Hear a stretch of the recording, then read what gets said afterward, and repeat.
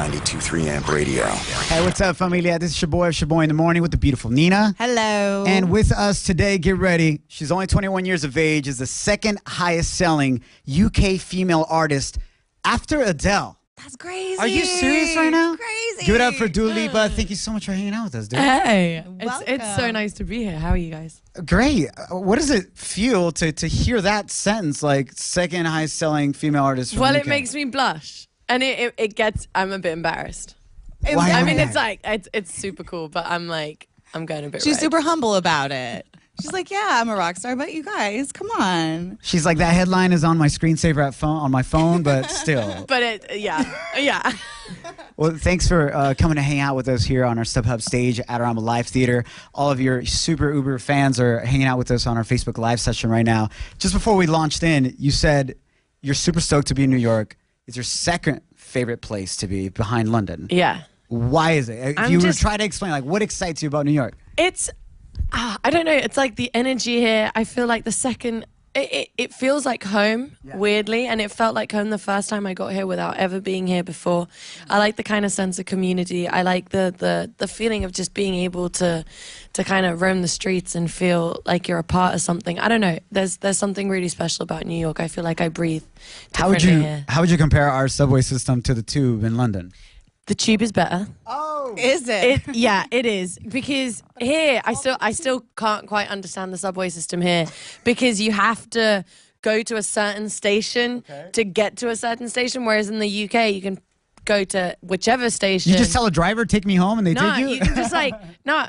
If you were to get into a like whatever tube station in London, you will always be able to find your way home. Whereas here you have to go to a designated station. That's cool. Does that make sense? Yeah, but It you does. always For a find your way tourist, home. it's hard. Can we get you to meet with our mayor after this and talk to him about that? Sure. I feel like I've got a couple things to say.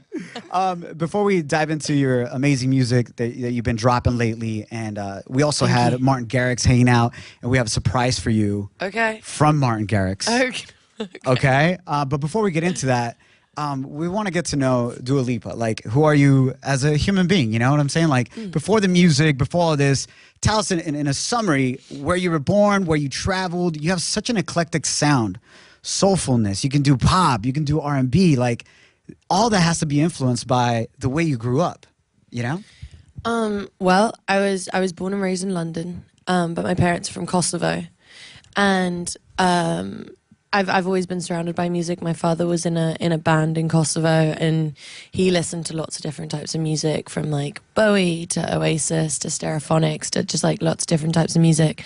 And I fell in love with pop, like Nelly Furtado and Pink and Destiny's Child and Christina Aguilera, that I'm like obsessed with.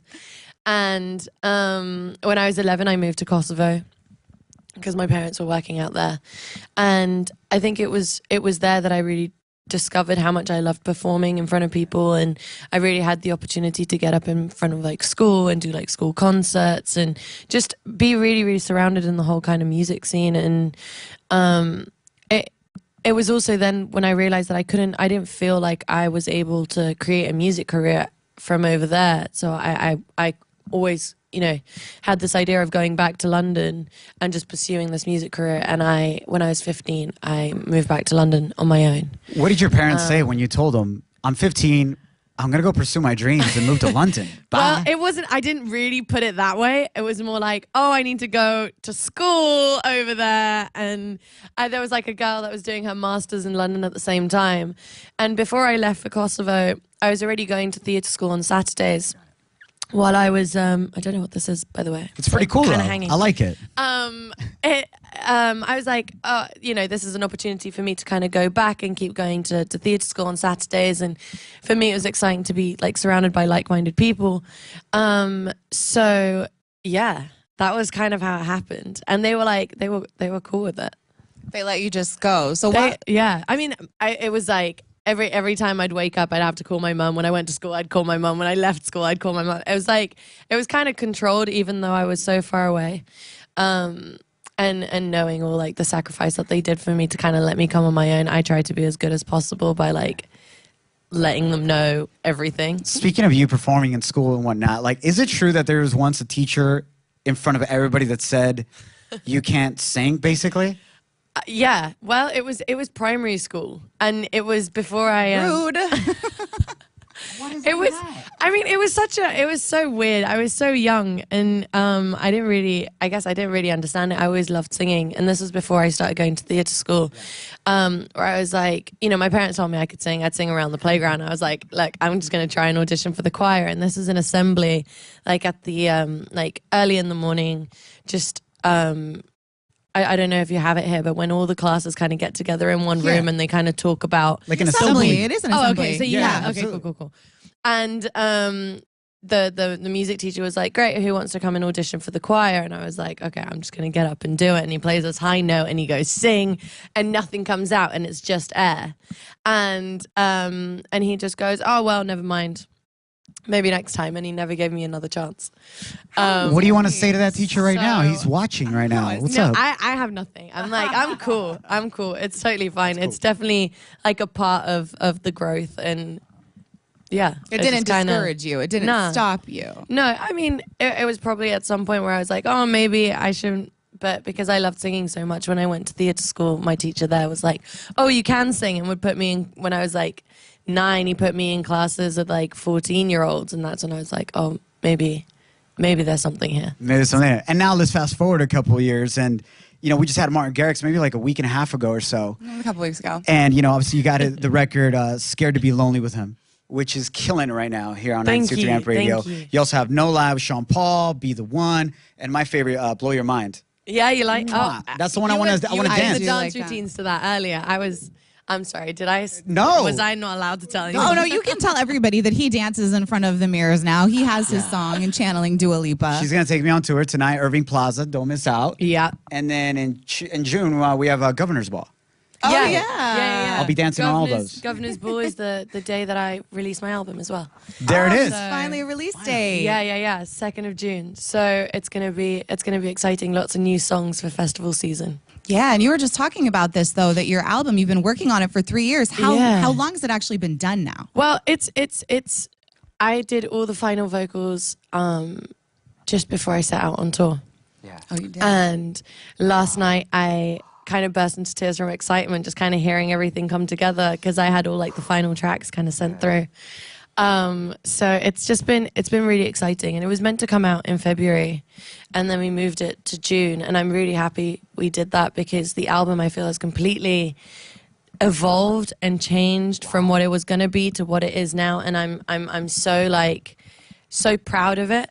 And I'm just really excited. You should. And What would you say it's evolved to, though, before we move on from that? Like, 'cause you said it evolved a lot. What was it before and Well, what do you think it is now? I've added some new songs. I had the chance to write. I've worked with some different people that I'm excited about, and yeah. she's like, but I'm not telling you. But I'm not who telling that you. I saw her. is. She's like, Yeah. should I not? That was epic. But this album, too, though, has been described as something that's extremely personal to you. And as we sit here and we start to get to know you a little bit better, because some people are meeting you for the first time, what is it that your album is saying? What is the story that you're telling about yourself? Well, it's also, I mean, everything's a lot of personal experience, but I feel over these past few months it's changed a lot, and it's a lot of love songs, but all interpreted in different ways. I guess that's just kind of what's going on in my life. So Are you currently in love? I guess. What? What is love? She's like, I guess. So there's I somebody. mean, I'm not in a relationship, but yeah. So you're in love with In this life. You're in situation? love with what's going on. And, Yeah. And I'll tell you who's in love with your voice. Martin Garrix. Oh, really? Everybody, So but yeah. he was hanging him out too. with us. Not only him, but he was talking to us about working with you on the track and whatnot. And I want you to hear what he had to say. I don't know if maybe he's expressed this to you or not. So this is what Martin Garrix had to Okay. say about you. All right. With Dua Lipa, I told the label that I'm absolutely in love with her and her voice, and they said, "Yo, we could try it. Let's send like." And I had this rough demo, send it to her. She was like, "Oh, I love this," and then it started very like every song starts in a different way. There it is. He said he was absolutely in love. and absolutely in love with your voice. I and think he had to work with he you. meant as like an artist. Oh, yeah. Oh no! Yes, of Yeah. course he Okay. No, we're not trying to go there Okay, at all. all right, He said right, your right. voice. Absolutely. Yeah, She's like, let me he's- clear that up real quick. I'm like, I'm just gonna make sure. But we would love to hear your side of things. How did that come about? He said he was stoked. He's like, I need to work with her, Dua Lipa. How did it happen from your end in creating that song together? Yeah, I mean, it was Martin and his team that really reached out, and they had this idea, and I absolutely fell in love with it. I think it was a lot about the lyrics, and there was something that really resonated with me. And when I like being quite like selective with like features that I do, and it's always really important for me to get my own music out before. So it was one of those songs that I was like, man, I wish I wrote that song. So yeah, I mean, working with him is amazing. He's so like humble and he's so energetic and he's got just such like an amazing aura about him that it's just, yeah, it was just really, really special to get to work That's with cool. him. When he was here, he was telling us like sometimes he'll legit just be like on his phone and like he'll record an idea. He's like, he showed it to us. He played the audio. He's like, doom, dun, dun, dun, dun. Legit. And then he's No, like, it's then he'll create a crazy. song. We actually did like a little recording, like a little promo thing while we were in London together, and then we were going to go and grab dinner. And while we were on the while we were in the cab, we were just like, oh, let's just make a beat, and we were just like vibing on his computer, and he was just changing things up. It was really cool. He's really great. No, he is. He's a good vibe. You have an epic vibe. And who are you excited about working with in 2017? Just maybe they might be on the album, they may not be, but who are you excited about to potentially work with in 2017? Like super stoked. Oh, I don't know.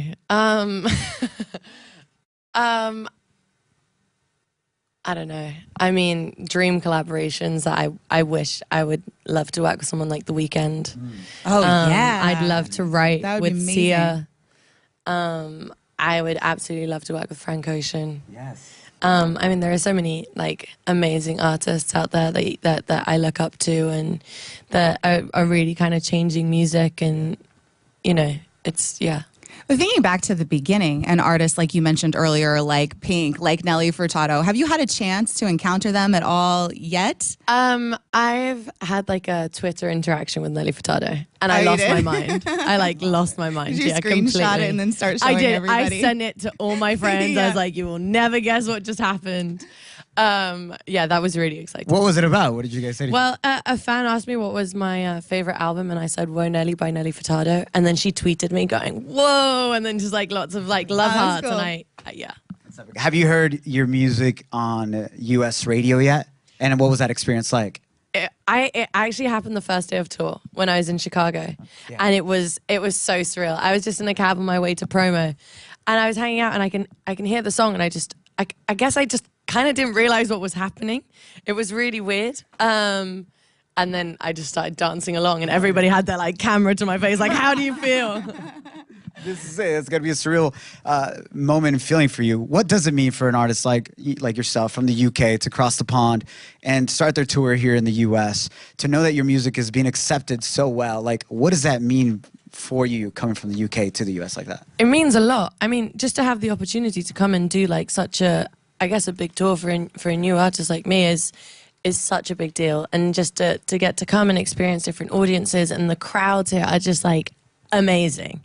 It's like, it's insane. On the first night when I was in Chicago, I mean, jet lag kind of hit me mid-set, and I was just like dying, and at one point my voice just kind of disappeared, and the whole crowd sang back my song, and I just burst into tears because it was so overwhelming, and it was just such like a really special moment. And yeah, it's just, yeah, it's one of those things that you never forget, but it was really special. I'm sure to start your tour that way, and you have Yeah. so many fans that have been following you everywhere. Have you had any encounters with them that kind of stand out in your mind, like whether one-on-one or finding you on the street, maybe even since you've been here in New York? Well, I think it's really crazy when people recognize me when I'm so far away from home. Last night I was just like, I was literally getting in a cab and someone shouts my name, and I turn around and they're like, "Hey, can I take a picture?" And I'm like, "Sure." And I'm just, I think I don't know, I'm just a bit lost. Like, it doesn't really make sense to me. I think It's like not yeah. reality hasn't No, set in yet. it's not set in. So I'm That- just like cool. Do you want to take a picture with me? It's sick. Sure, I don't know why, but sure. Doing it. Yeah, it's so crazy. That's dope. No, and I think people are really connecting with your music because it is about love, and you feel the sincerity when you sing it. And you said it earlier, you know, you're very picky about what you decide to do. Who do you decide to do music with, or what kind of songs you want to do? You know? Yeah, I think it's important for every artist to really have like a clear identity, especially as a new artist, because we're all, I guess, trying to make our own lane. So yeah, I think it's important. So tell us a little bit about Be The One, your single Be The One.